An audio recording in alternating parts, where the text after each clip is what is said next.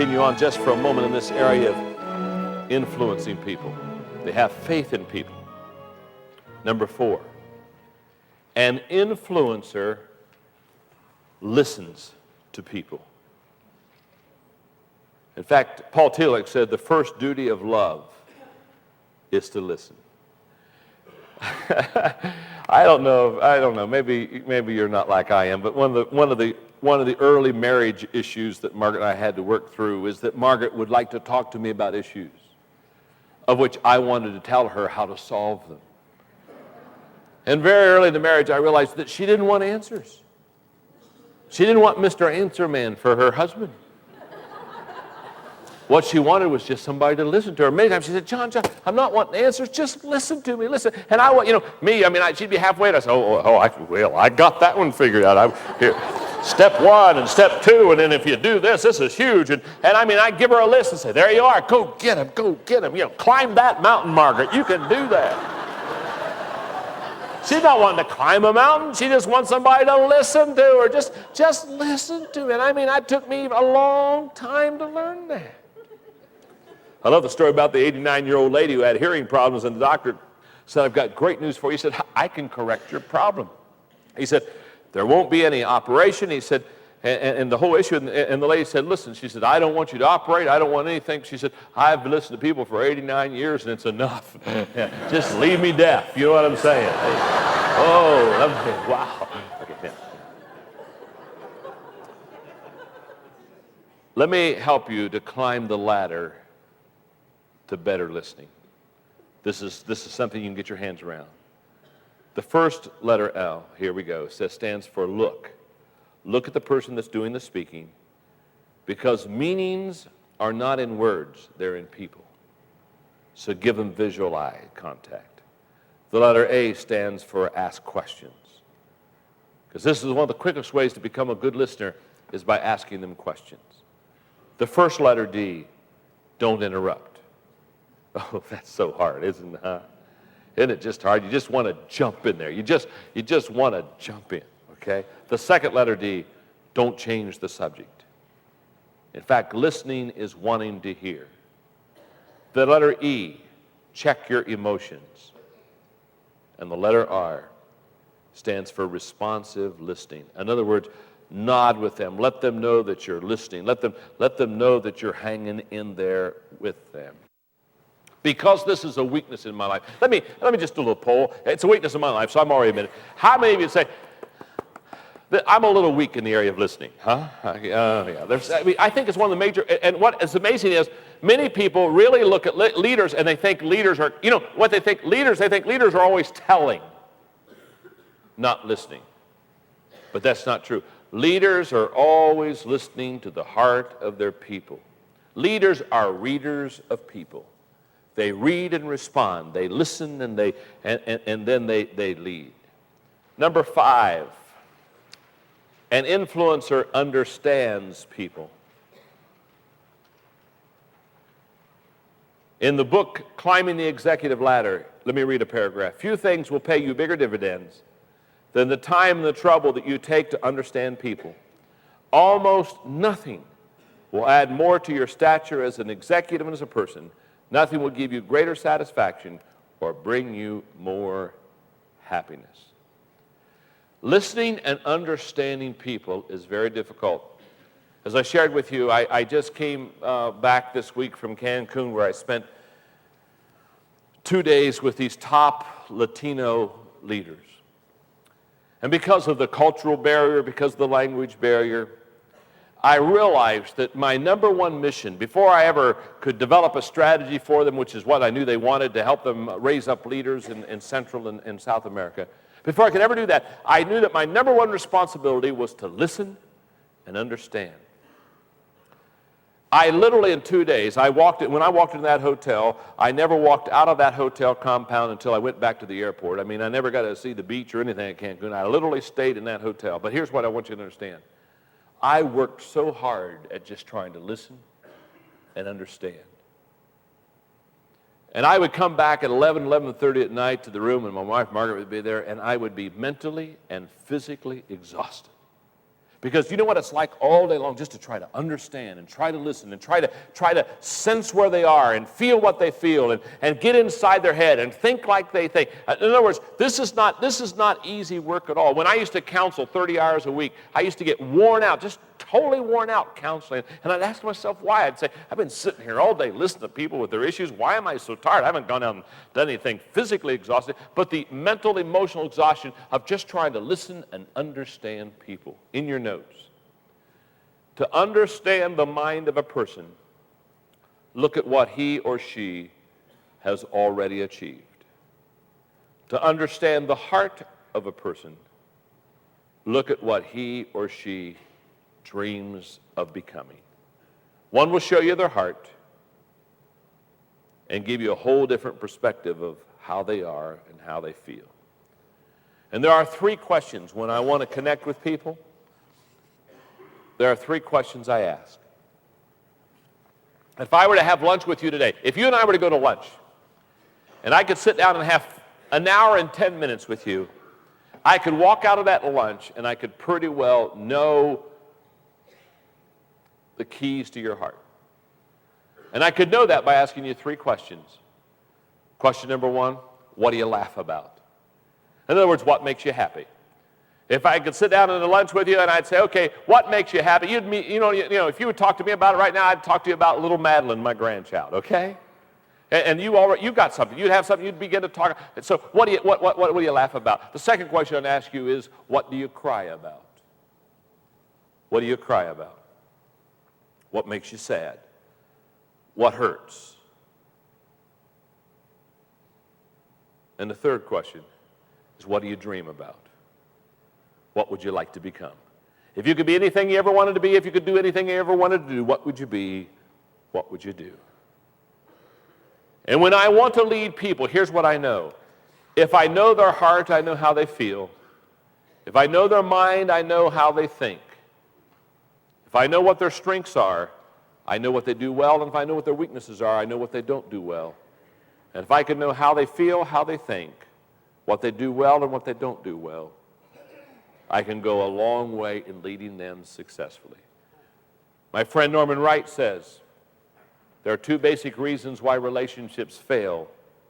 Number one is fear, which causes us to always erect barriers when there's fear. And number two is selfishness, which causes us to focus on ourselves instead of others. Fear and selfishness are the two basic reasons why relationships usually fail. I got this next thing from the Kansas Agricultural Advertising Agency's new business philosophy. It's called Wear Muddy Boots. At the beginning of the meeting, the head of the agency reaches under the table and brings out a pair of muddy boots and puts them in the center of the conference table and says, now folks, this is our business philosophy at the agency. If you hire us, we will get our boots muddy. We will walk in the fields with you. We will get as deeply involved in your business as you are, and we will thoroughly understand your problems before we try to create advertising solutions for you. The old muddy boots, it just works. I was with our consultants at Enjoy Stewardship Services recently, and I was sharing with them that when they go out and help these pastors and they help these churches raise money for building programs and debt retirement, I said, first of all, here's what I want you to understand. The reason I formed this company, the reason I formed this organization is because as a pastor, I was always asking myself the question, who's going to help me raise money, reduce debt, and get the mortgage off my back? Because I wanted to put the money in staffing and in buildings. I didn't want to use it for paying off mortgages. And as a pastor, I kept thinking, who can help me? And so I told the consultants, I said, when you go, your first job is always to help that pastor. Put your mind where their mind is, put your heart where their heart is, and come right alongside them and join them because you want to add value. You want to lift them. Now, let's review. How do I gain influence?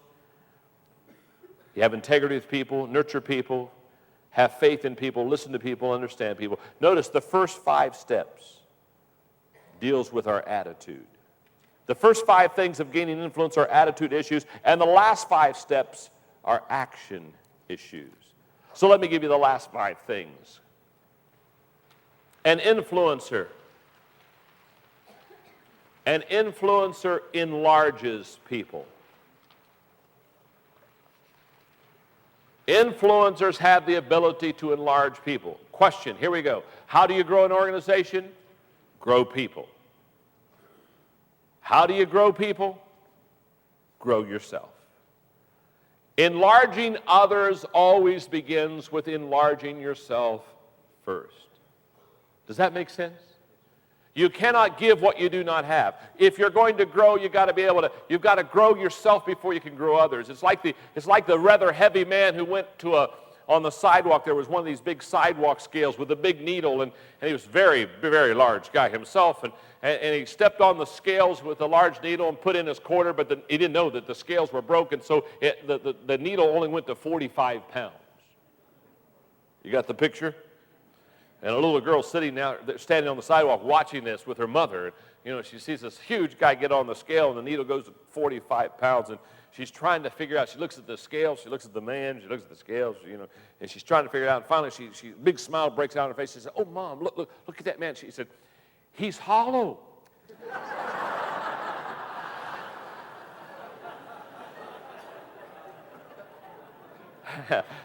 I know a lot of hollow people, don't you?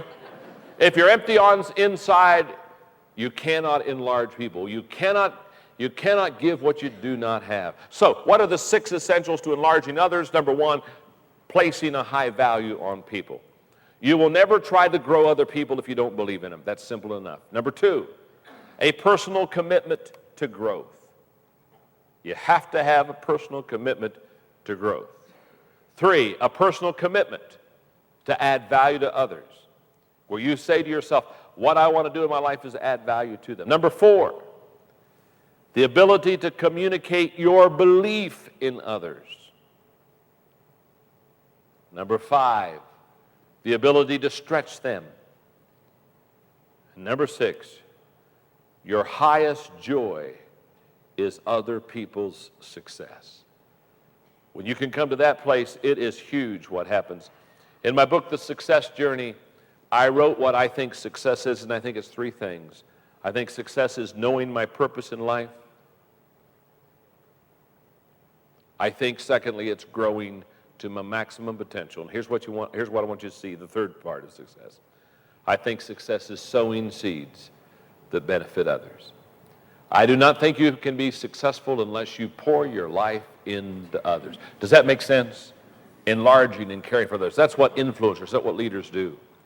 But an influencer not only enlarges people, number 7, an influencer navigates for people. An influencer helps people in the journey by navigating for them. The law of navigation, anyone can steer a ship, but it takes a leader to chart the course. I can remember the first time we did whitewater rafting. Especially we went into an area in Canada that was very rough waters. And I remember the guide looked at us and he said, I want to tell you 2 things. Number 1, he says, immediately obey me on command. When I tell you to paddle, paddle. When I tell you to bail, bail. When I tell you to lean one way, lean one way. He said, don't question. We don't want to get into debate. He said, you just remember, I'm the boss. Immediately obey me. And said the second thing he said we're going to do is he said we're going to get out of the raft. And he said when we go to the tough areas, we're going to get out of the raft and walk around the side. And we're going to look down at the river where the rough area is. I'm going to explain to you exactly what I want you to do, because he said, our key to success is you knowing about the trouble before you ever get there. And man, I remember I'm sitting there and I'm taking notes mentally. I'm saying, this is huge. This is huge. What a leader does is a leader helps the people that are navigating down the river of life by saying, not only listen to me, but when we're getting ready for some trouble, we're going to stop. I'm going to show you these spots ahead. Because here's what I know about a leader. Are you ready? A leader is one who knows more than the people around them. So leaders, they know more, okay, than the other people around them. They see more than others see. A leader is one who sees farther than others see. And a leader is one who sees before others see. Now think about it for a moment. If you're getting on a ship and you're going on a journey, don't you want the captain to be able to see farther than you see? It just makes you feel a little bit more. I mean, do you want to get on a ship with Mr. Magoo? I mean, he's a happy boy, but the journey will be very exciting. No. You know what? Mr. Magoos don't have any business navigating for other people, And the law of navigation says the leader sees farther than others sees more than others sees before others see. And leaders, what they do is they navigate. An influencer connects with people. An influencer has the ability to connect with people. All great leaders and communicators have one thing in common, and that is they connect with people. So let me give you 4 connecting thoughts. Number 1, connecting with people is the leader's responsibility. Connecting with people is the leader's responsibility. It's not the follower's responsibility to connect with you. If you're the leader, I remember I used to, as a kid, go over to General Electric and watch the locomotives come into the yard there to connect with the box cars to get the General Electric supplies. And they come in and they would couple the cars and take them out. You know what I noticed as a kid? Not one time did the box cars ever run around the yard looking for the locomotive. The locomotive always looked for the boxcar. The leader always looks for those that are to follow. The followers don't have to connect with the leader. The leader connects with the followers. Number 2, connecting with people means caring for people. We've already talked about the nurturing and the listening and the understanding. Number 3, connecting with people means reading people. Again, leaders are readers of people, knowing where they are. And fourthly, connecting with people means going to their agenda first. That's what connecting with people means. The ability to get into their life. The 9th thing that influencers do is they empower people.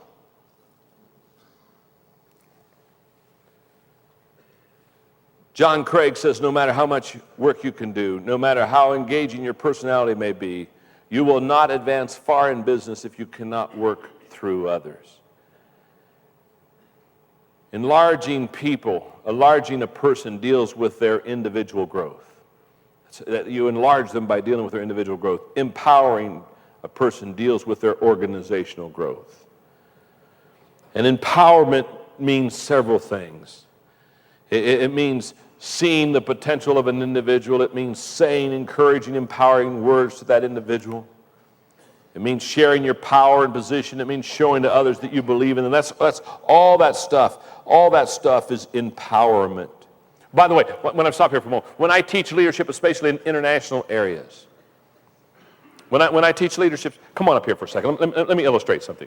Just come on up here and you can stand with me, right? My name's John. What's your name? Bob. Bob. When I teach leadership in international areas, this is huge in empowerment, because what happens many times in the international arena is leaders get a position and then they try to hold on to it and they try to push everybody else down. Are you with me? And it's kind of like playing King of the Mountain. You got it?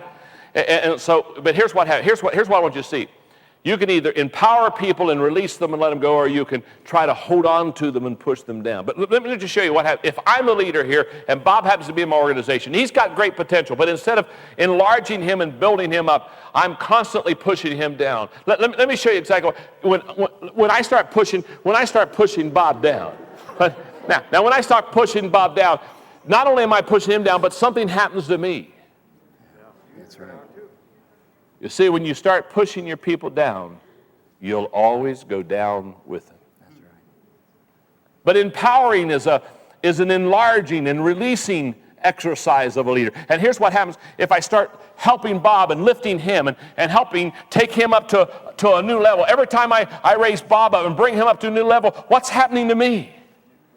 I'm going up with him. Here's what I want you to understand with the leader. You'll always take the same journey as the people you lead. So if you push them down, you go down with them. If you lift them up, you go up with them. Does that make sense? Yeah, it does. Thanks, Bob. Good job. Give him a hand, would you? Good job. Okay. Good job. Okay.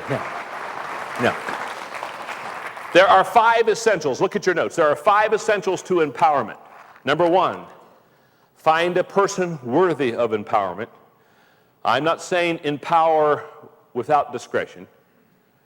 Number 2, clearly lay out their mission and responsibilities. In other words, let them know what they're supposed to do. Thirdly, verbally and visually show your support. Fourthly, keep an open door relationship with them. And number 5, give them the public credit when successful. And the key is giving them the public credit when successful.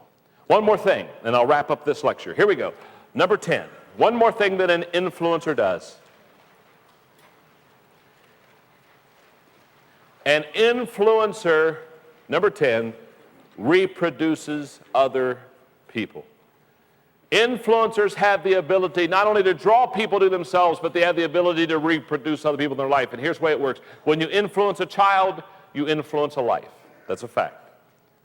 When you influence a parent, you influence a family. But when you influence a worker, you influence an organization or a company.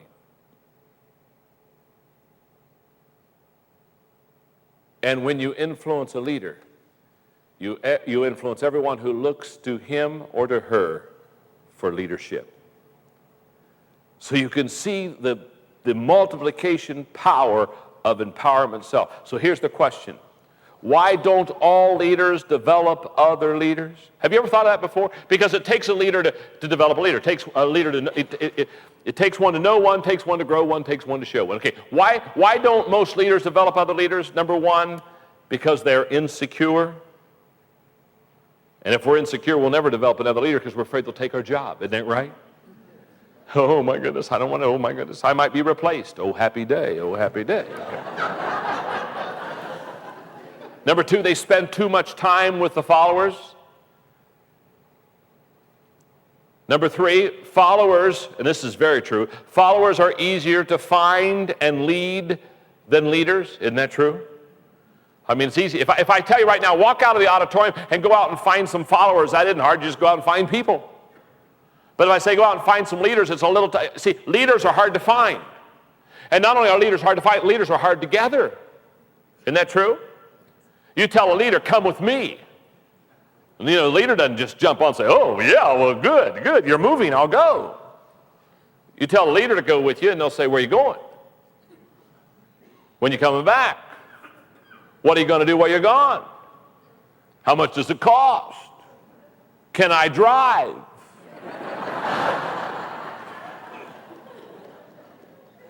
Huh? Isn't that true? Leading leaders, I've often said, is like herding cats.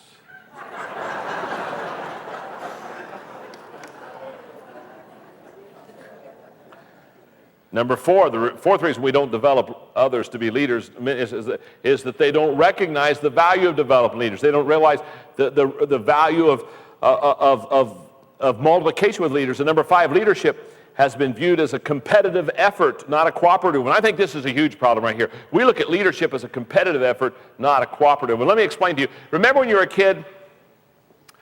How many of you when you were kids, how many of you played Follow the Leader?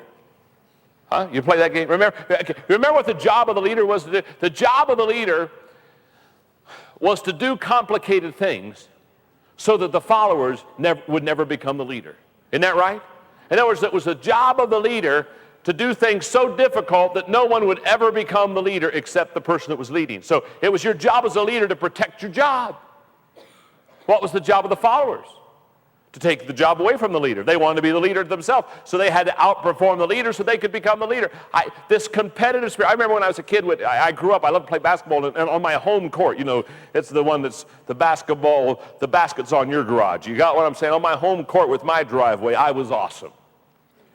And I'd play follow lead with the kids, and if I saw one of them getting real close to me, there was this deal that the backboard came out from the garage. There was this deal where I'd take the basketball and I would hit the garage, it would go over the backboard, and it would go right through the nets. I mean, only a kid who spends hours doing nothing can do that kind of thing. You understand? Okay. And so when I wanted to shake the followers, you know how I'd always go to the try and prove. I said, well, all right, they're making their foul shots, they're making their jump shots, they're making their layups, they're making their hooks. All right, I'm going to fix them. And I'd go over to the garage, and I'd do this shot, and every time I'd lose them all. Man, I got to keep the job. Now, many times, I think we carry that game over to life. And we somehow think that this is a competitive effort. See, we're not here to compete with one another. We're here really to complete one another. And leaders understand this process. And if you're going to reproduce others, you have to be willing to give your job away. You have to be willing to empower people. You have to want to have other people succeed. My niece Amanda, she was just down to visit me a couple of months ago, and she works in the emergency room of a hospital. So I was saying, Amanda, talk to me. How do they train you to do this emergency stuff? I mean, this is kind of a bloody kind of a deal. I mean, how do they train? And she said, it's very easy. She said, we have a 3-step process in the emergency room. And I said, oh, you mean you do 3 steps when you go in the emergency room? She said, all the training is in 3 ways. And I said, well, what is it? She said, well, you watch one. In other words, you watch somebody do it, and then you do one, and then you train one. Watch one, do one, train one. She says that's how we train in the emergency room. I watch them do it. I do it. I train somebody else to do it. And that day when she talked to me, I thought to myself, if every one of us would just do that 3-step formula in life, watch somebody do it ourselves, and then pass it on. Because our influence really never grows until we use it to help our fellow man. Does that make sense? Thank you very much.